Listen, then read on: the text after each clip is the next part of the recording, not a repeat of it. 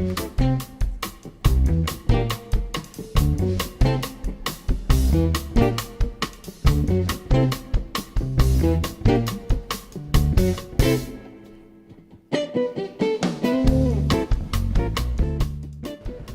me llamo Raúl Beseiro y soy el coordinador del taller de cine de la Universidad Nacional del Litoral.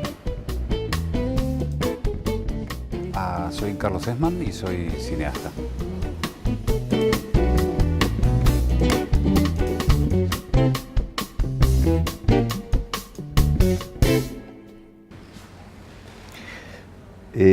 Carlos, ¿podemos empezar por el comienzo o por el final?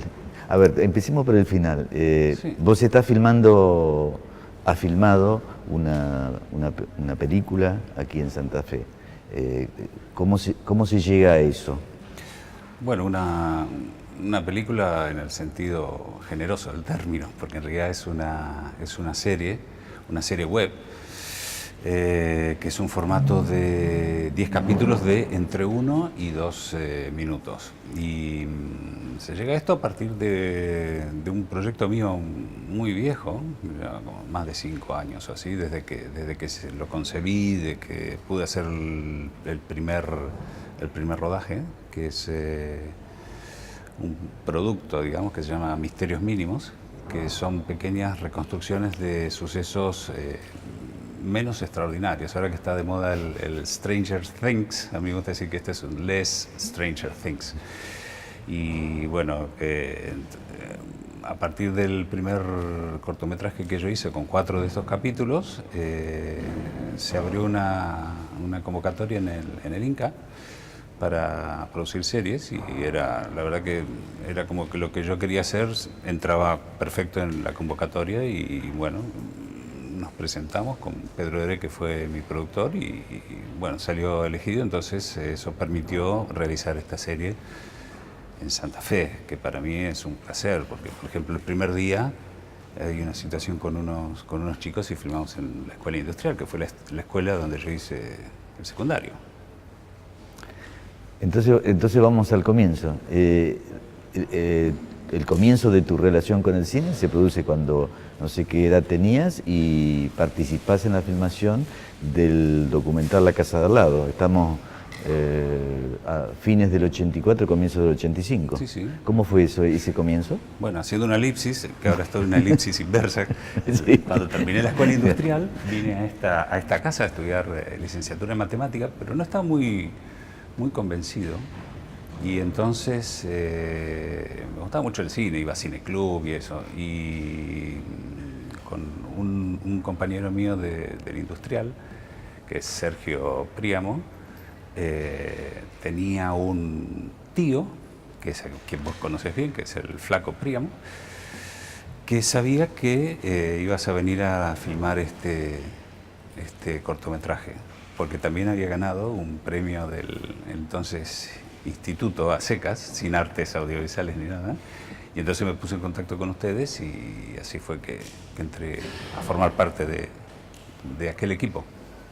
¿Y qué se aprende formando parte de aquel equipo o de cualquier equipo? Bueno, seguramente te acordás, pero mi primer tarea era ir a buscar un Citroën, un Méhari, que era el coche que se usaba en esa época porque tenía buena suspensión. Creo que igual ahora también se sigue usando, si existe el coche todavía, y para montar la cámara y hacer un traveling en la calle, por ejemplo. Pero claro, a mí no me interesaba eso, a mí me interesaba estar donde pasaban las cosas, ¿no? Al lado de la cámara. Y en ese rodaje la fotografía la hizo Marcelo Camorino, también santafesino, y me acuerdo que él estaba al lado de la cámara, obviamente era el cameraman, ¿no? Y entonces dije, bueno, yo quiero hacer esto. Entonces, naturalmente un poco se decantó mi especialización, digamos, por la rama de fotografía. Porque me parecía que ahí estaba donde se cocinaba la cuestión. Entonces hay un periodo en que vos trabajás en filmaciones y hay un momento en que te vas de Santa Fe. Sí, empecé a trabajar en esa época, no había tanta actividad acá como hay ahora, ¿no? Con las cuestiones de las producciones de series que hay o las películas que se hacen en el interior. Y yo quería trabajar en esto, entonces también por contactos, otro de mis maestros, que fue Pucho Curtalón, también santafesino y parte del grupo de ustedes, me consiguió ir a hacer un meritorio, que es el trabajo de aprendiz, en una película que se hacía en Buenos Aires, una película de Jorge Polaco, que se llamaba En el nombre del hijo. Y entonces a partir de ahí después conseguí otro meritorio en una película de Solanas, Sur, con el Chango Monti haciendo la fotografía. Y después ya conseguí una especie, trabajé en el largo que hiciste vos acá, que se llamó Nadie Nada Nunca. Y después trabajé ya como asistente de cámara con Sorín y ya en un momento me fui a Buenos Aires y ya me quedé trabajando ahí. Y después de Buenos Aires te vas de la Argentina. En el 2002, como tantos otros, me fui de la Argentina. Surgió una posibilidad de ir a España, a Barcelona. Terminé viviendo en una ciudad pequeña que está a media hora de Barcelona al norte y ya me radiqué ahí. Y conseguí un poco al principio conseguí trabajar en un poco de publicidad con un amigo que estaba viviendo en México y entonces viajaba bastante a México, lo que estaba bien porque pagaban bien y tal, pero nunca entré en lo que es el mercado de publicidad en España, sino que más bien por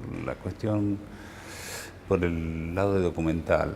Entonces trabajé bastante en una serie de documentales que se llaman Documentos TV, que son programas de 1 hora. Hice varios como director de foto y hasta que un momento dirigí uno también.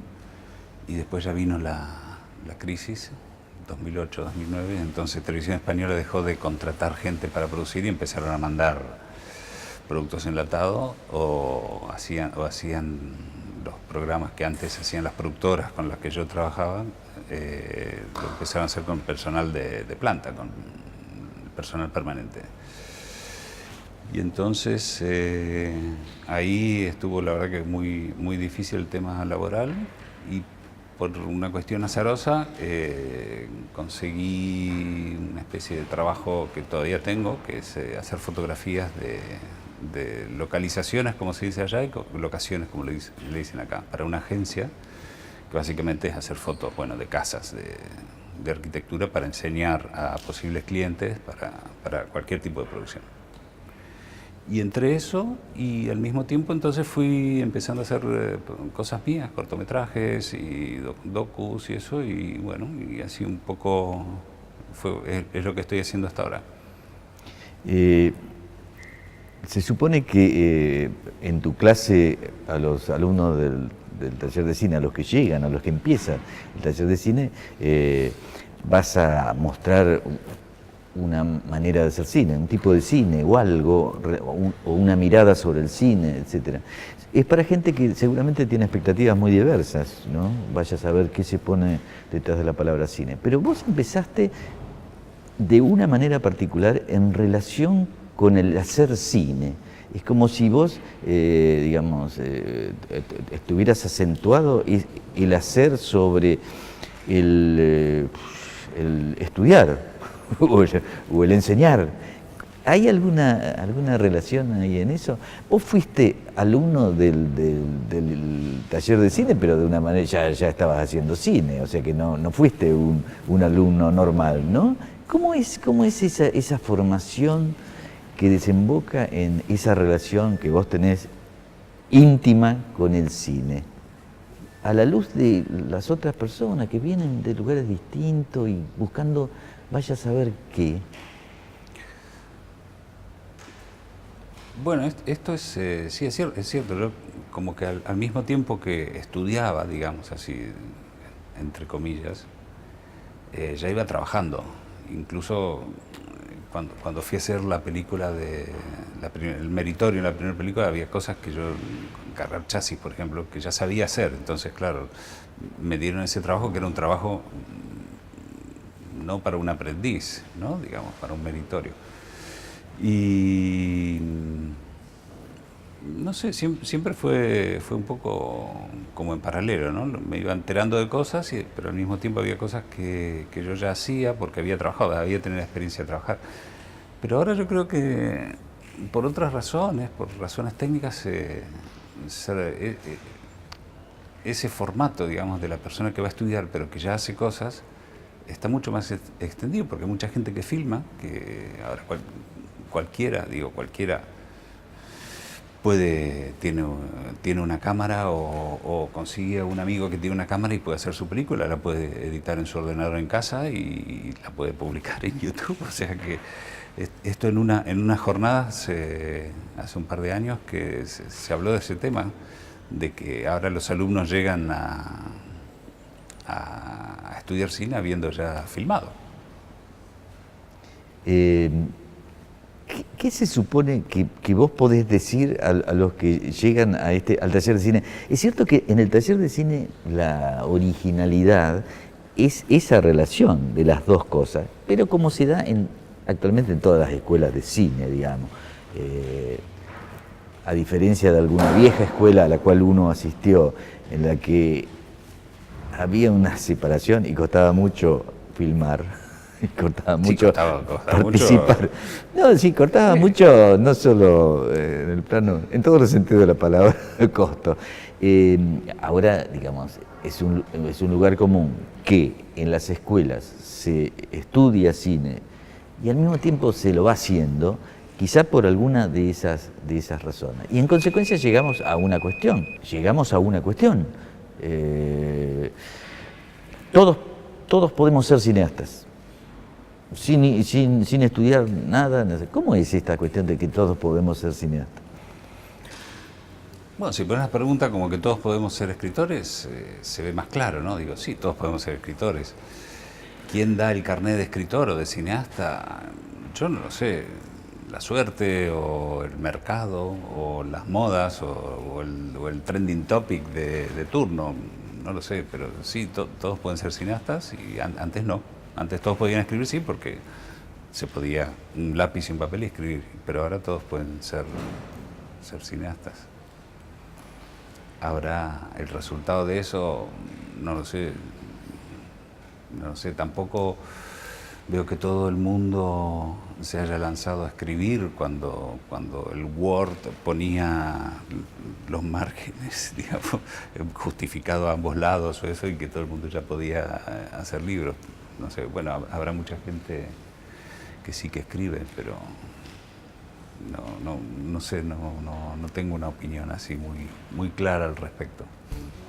Sí, Carlos Emmán es un cineasta que hace lo que podríamos llamar un cine parecido al que se hace aquí en Santa Fe. En consecuencia, es como un representante de los cineastas independientes que en diversas partes del mundo. Esos cineastas son poco conocidos en realidad, y que se conozca a uno de ellos es algo también muy importante.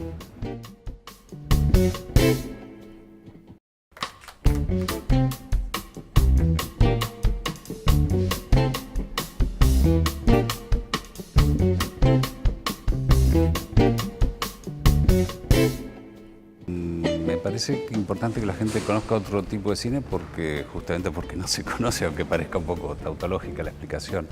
Me parece que siempre es bueno tener como visiones más panorámicas de lo que es el mainstream, ¿no? Ahora parece que todo lo que pasa por Netflix es lo que la gente va a ver, ni siquiera va a ir al cine.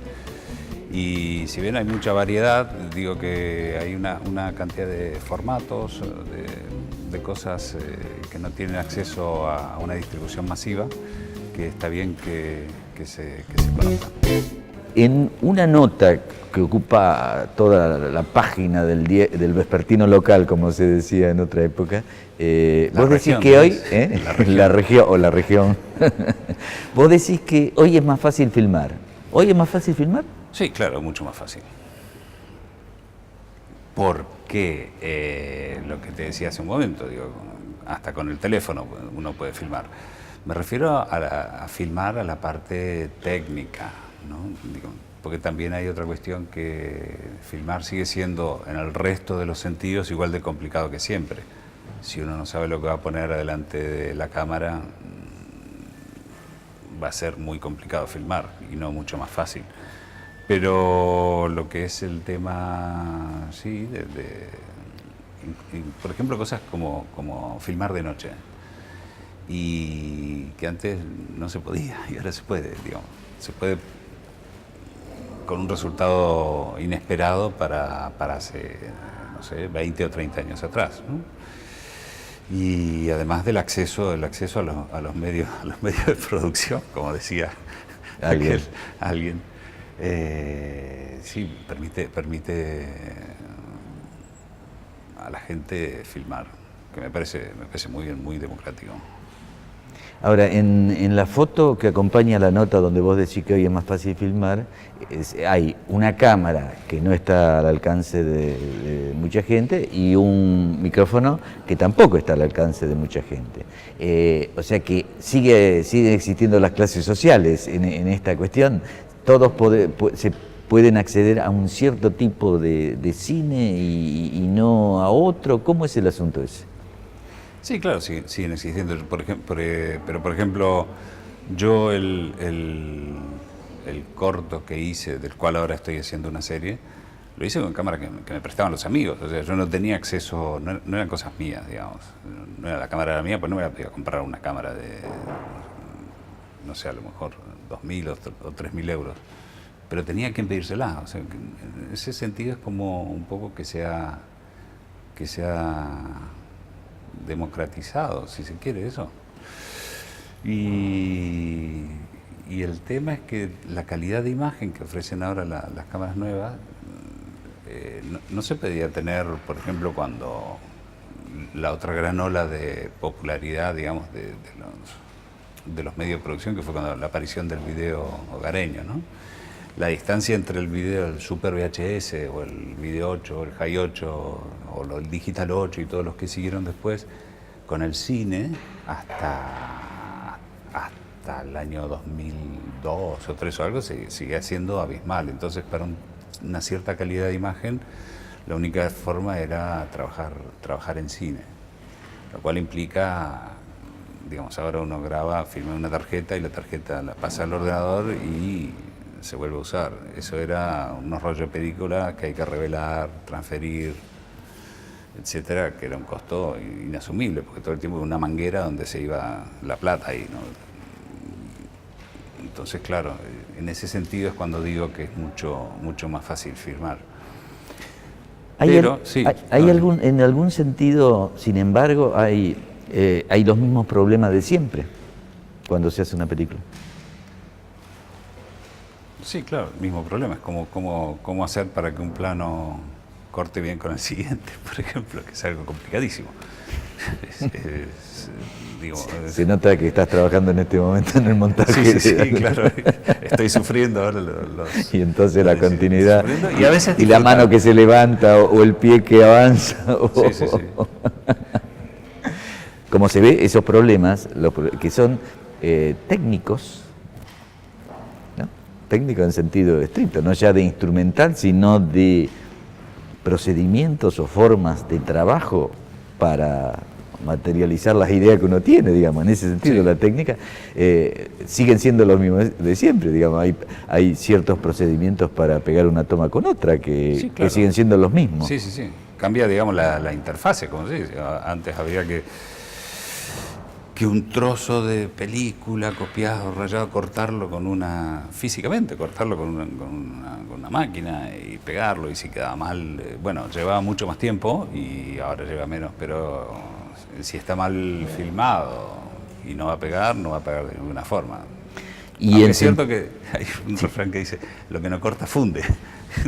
Y como ahora también es más fácil hacer fundido. Así que no es por corte, sino que uno funde un poquito y funde otro poquito y pasa. Un poquito o mucho, bueno. O sobreimprime, o funde, sí, o sobreimprime, o funde. Se ven que hay como triquiñuelas, pero esa parte, la parte técnica, pero no de instrumental, sino de procedimientos, de formas de trabajo casi, no sé, también siguen siendo la misma. Pero también sigue siendo la misma algo que es mucho más grande que está antes, ¿qué se va a decir en una película? ¿Sobre qué se va a hablar?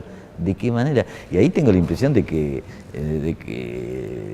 no hay diferencias técnicas, porque se tienen o personajes o personas de la realidad que se convierten en personajes inevitablemente, si uno tiene suerte, o sentimientos, o ideas, o cosas que, digamos, que solo pueden ser dichas por medio del cine, ¿no? Y por eso uno hace una película, ¿no? Si no, ¿para qué uno va a hacer una película? Esas cuestiones son las mismas de siempre, ¿no? Sí, son las mismas. Lo que pasa es que también hay una cuestión que es que hay que pensar un poco, por lo menos yo intento pensar en la formación que tiene el espectador, digamos, ahora a partir bueno, pongo un ejemplo como obvio, ¿no? De Pulp Fiction, cuando una película que se presenta desarmada, o sea, que no está armada cronológicamente, muy brutalmente, aunque ya se había hecho antes y tal, a partir de la popularidad de esa película, ahora la gente ya entiende las películas que están que no siguen una línea temporal, ¿no? Que están montadas de esa forma. Entonces, por un lado es una herramienta más que tiene el realizador para decir, bueno, esto lo puedo hacer así porque ya la gente va a entender, ¿no? O cuando, no sé, yo me acuerdo en los primeros westerns, cuando pasaba el tiempo, se hacía un fundido encadenado, ¿no? Porque si se pasaba el día a la noche, porque se consideraba que el espectador, si no, no iba a entender que se pasaba el día a la noche. Y ahora ya estamos en un momento en que, bueno, ese tipo de recursos no son necesarios. Entonces, al momento de realizar o de filmar, uno ya sabe que hay ciertas cosas que no necesita hacer, porque ya el espectador es más listo, si se quiere. Bueno, tiene más experiencia, ha visto más cosas, y al mismo tiempo ha visto más cosas más cortas, o sea que también hay que tener cuidado de que según dónde uno vaya a presentar, a difundir su producto, hay que estar atento para que no a los 15 segundos pique, se vaya en la barra de tiempo de YouTube, se vaya a los 30 o eso. Entonces, bueno, es difícil. Esa referencia al espectador, ¿no? A ver, ¿qué relación hay entre ese espectador y uno como espectador? No sé bien. Y ¿cómo uno se va formando también? ¿El que hace cine se va formando también de esta manera? ¿Y gracias a qué se va formando? ¿A Pulp Fiction?